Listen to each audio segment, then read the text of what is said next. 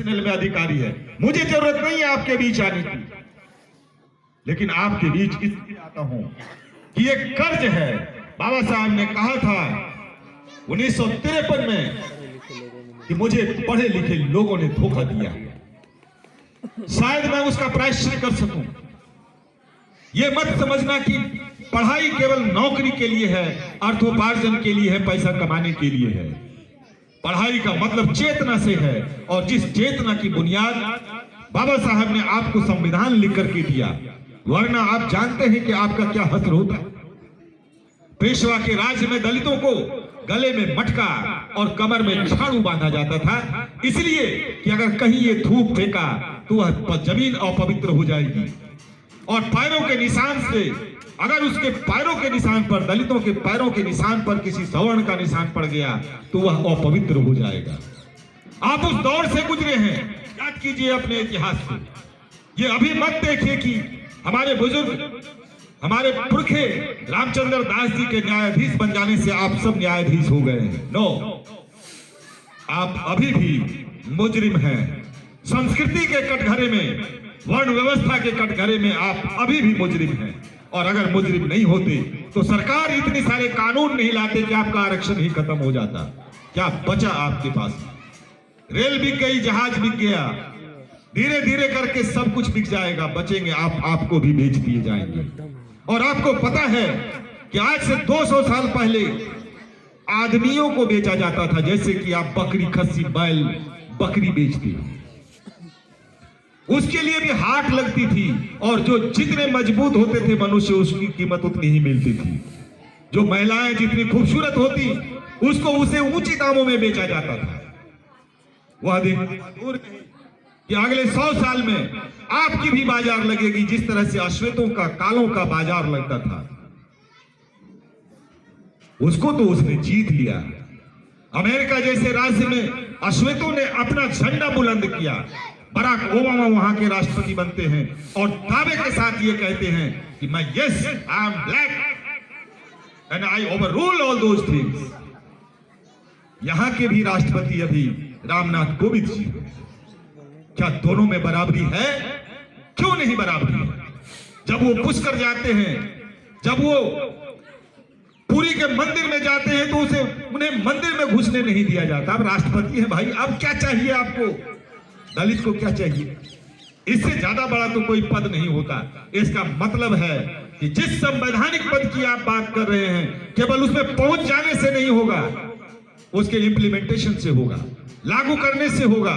और जब तक वह लागू नहीं होता, केवल प्रतिष्ठा के लिए नहीं, सामाजिक स्तर पे जब तक लागू नहीं होता, जब तक सभी को बराबरी का हक नहीं मिलता, तब तक ये सारे पद और प्रतिष्ठा आपके लिए बेकार है। मान्यवर कांशीराम को याद कीजिए। अंबेडकर के बाद जो दूसरा सबसे बड़ा आंदोलन चला दलितों के बीच में, मान्यवर कांशीराम ने शुरू किया। क्यों शुरू किया? वो साइंटिस्ट थे, अच्छा खासा वो कमा रहे थे भाभा में। हमारे बीच वो क्या करने आए? हमारे बीच में इसलिए आए कि बाबा साहब ने कहा था कि हमें पढ़े लिखे लोगों ने धोखा दिया।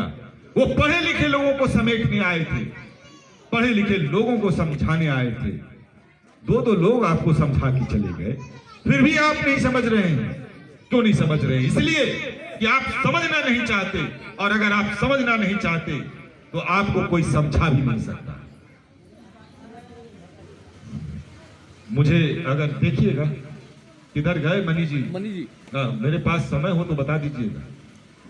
हाँ, मैं एक दो बात और कह करके अपनी बात को, एक है कि हमें अपना इतिहास नहीं भूलना चाहिए, हमें अपने पूर्वजों को नहीं भूलना चाहिए। और मैं प्रदीप जी को सैल्यूट करता हूं कि उन्होंने अपनी भूमि को याद किया। बहुत सारे लोग जो अपनी भूमि से बेदखल होकर कहीं और बस जाते हैं, अपनी पहचान छुपाते हैं। हमारे साथ में जेएनयू में बहुत सारे लोग थे जो पिछड़ी जाति और दलित के लोग थे। अब उसकी गर्लफ्रेंड थी अपर कास्ट की, वो कहे कि मैं भी भाई अपर कास्ट का हूं। कहो भाई, लेकिन जब उसकी पहचान खुली तो दोनों की दोस्ती टूट गई। टूटने के पीछे जो कारण थे वह यह नहीं कि दोनों जेएनयू में पढ़ रहे थे, बल्कि टूटने का कारण उसका सामाजिक था, जहां पर कि उसमें जातिगत आधार पर भिन्नताएं। क्या आप अपनी जाति की पहचान को कायम रखना चाहते हैं, जो मनुवाद के जड़ में है? और जो मनुवाद के जड़ में है वही पूंजीवाद के जड़ में है। भारत में कार्ल मार्क्स भी काम करता है, उसके वर्ग और जातियां भी काम करती हैं यहाँ पर। तो अंबेडकर की जो जाति विनाशक जो सिद्धांत है उसकी भी वकालत करते हैं। यहाँ पर जाति भी है और वर्ग भी है। एक ही दलित जाति ऊपर उठ जाता है तो वही अन्य अपने भाई बहनों को भी पीछे पलट कर नहीं देखता, वह वर्ग की श्रेणी में चला आता है। लेकिन जब उसी के भाई बंधुओं को जब उसके पूंछ में आग लगाते हैं तब उन्हें लगता है कि भाई मैं भी खतरे में हूं। और जैसे ही वह समाज, वह वर्ग जो दलित जो अपने आप को वर्ग में शामिल कर लिया, जैसे उसे खतरे का एहसास होता है फिर वह अपने दड़बे में घुसना शुरू करता है। हमारे समाज में बहुत सारे कलेक्टर कमिश्नर क्या नहीं हुए। अब आपको क्या चाहिए?